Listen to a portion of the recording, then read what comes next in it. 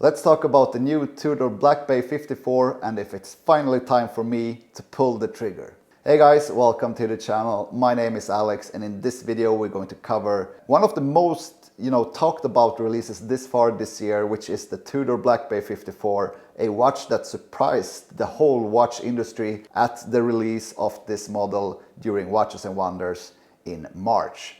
So if you've been following this channel for a while, you know that I've made a video previously on the Tudor Black Bay Pro, which I deemed too thick and top heavy for my wrist, and also last year about the new Pelagos 39 that I was considering to pull the trigger on, but I didn't do it. But now we have something very interesting here, and this is actually and honestly the time where I feel the most compelled and have the most urge to actually pull the trigger. And as you know, if you've been following this channel, I'm an advocate for smaller sized watches, and when Tudor releases a 37mm Black Bay, clearly inspired by their first watch, the Submariner reference 7922, it's hard for me not to do it. So in this video I'm going to give you a walkthrough about the watch and my take on the watch, what I think is good and bad. So stay tuned till the end where I go through the pros and cons. So just to walk you through the case, bracelet, movement and dial briefly, we have the 37mm case, brushed case with polished bevels and polished case sides. And the case measures obviously 37mm that I just said. It's about 11.2 millimeters thick and 46mm from lug tip to lug tip.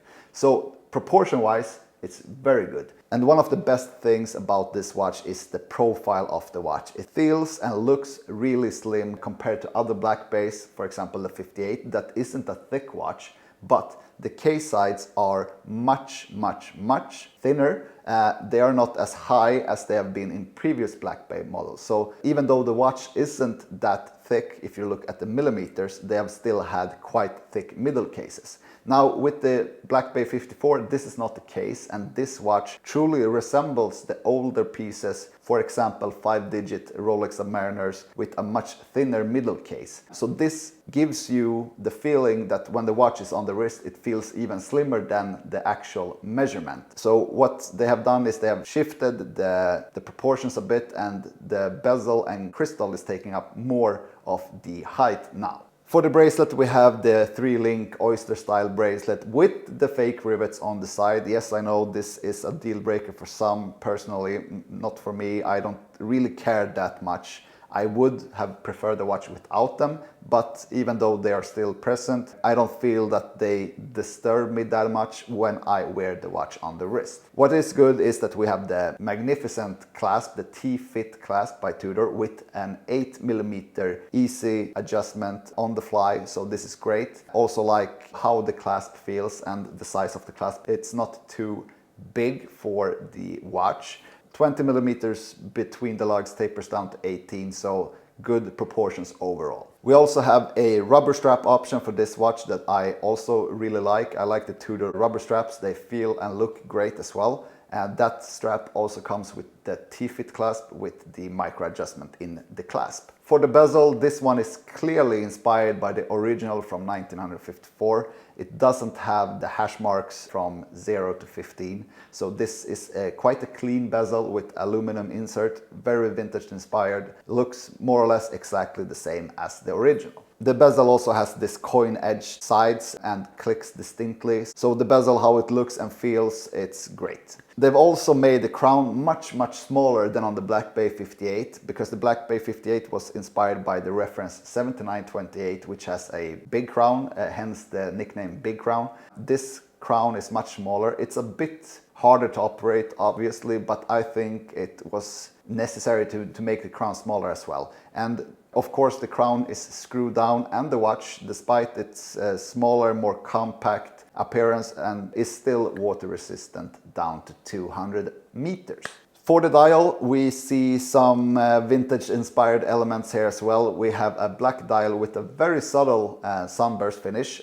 This is always the case for me, the sunburst finish, to be or not to be. I don't like tool watches with sunburst finish dials, but that's just my personal take. But in this case, it's very subtle. It's more subtle than on the Pelagos 39, for example. We have a gilt text, gold colored text, vintage inspired. We have a gilt minute track, we have gilt hands as well. We have snowflake hour hand, pencil minute hand, and for the second hand they have changed the diamond tip to a lollipop tip. So more true to the original, except the text on the dial, because it was smiley text on the first one, and also they had the rose instead of the shield. But other than that, quite true to the original as well. Inside the watch we have the in-house caliber MT5400. It's made by Kinesi for Tudor. This watch, this movement is actually produced in their new facility in Le Locle, where they produce and assemble all the new watches, or these ones at least.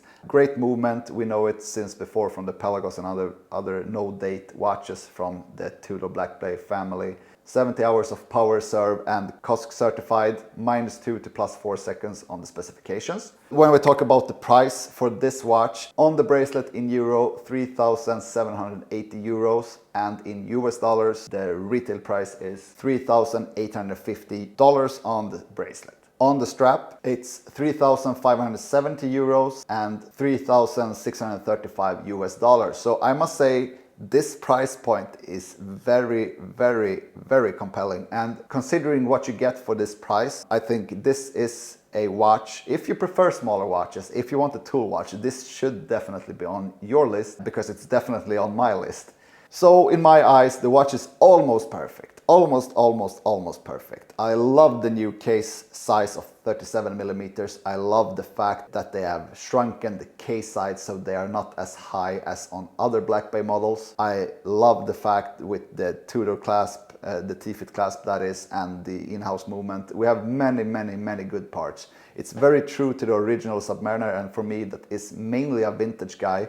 This is as good as it gets if you look at the design of the watch. So it's very faithful to the original. Two things that I would have loved to see to be convinced that this is the perfect modern Tudor for me is that they could have got rid of the fake rivets. Not a deal breaker, and also with the dial, with this discrete sunburst, they could have just skipped it for me. I mean, if it's this discreet, they could have skipped it and made it completely matte. Those are the two things that doesn't make this watch a 10 out of 10 for me, but now it's pretty close at a 9 out of 10. So we'll see in a bit, guys, if this one actually makes it to my collection. I need to digest this a bit. I worn this watch for a couple of days on the wrist. It fits my wrist perfectly. It's very comfortable on the wrist, and it looks really good. Let me know your thoughts on the new Tudor Black Bay 54. Are you a fan or are you not? Let's keep up the discussion in the comment section. Don't forget to like, comment, share, subscribe, and I'll see you guys next time.